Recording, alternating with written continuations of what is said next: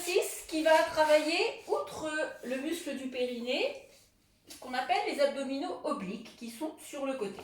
On va réaliser ce qu'on appelle une torsion. Donc, on démarre allongé sur le dos. Comme d'habitude, on positionne son bassin, on décolle les fesses, on met les mains sous le bassin, le pouce au-dessus. On ramène le bassin vers soi, puis on pousse les fesses vers les pieds pour étirer le dos et on pose. On fait pareil avec la tête, on décolle un peu la tête, on met les mains au-dessus des oreilles, on étire la tête et on repose. Vous allez écarter les bras à l'horizontale, dans le prolongement des épaules. Vous allez reculer un tout petit peu les pieds, mais de façon à ce que le bas de votre dos soit toujours collé au tapis. Les pieds écartés un petit peu plus que la largeur du bassin, légèrement plus, voilà.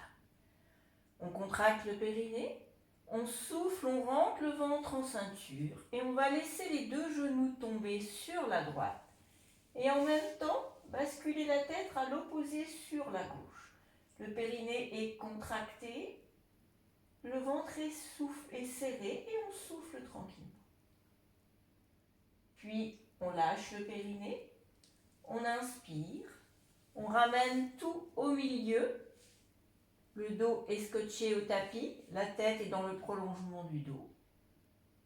Puis on contracte le périnée, on souffle, on rentre le ventre et on bascule les genoux dans l'autre sens et la tête à l'opposé.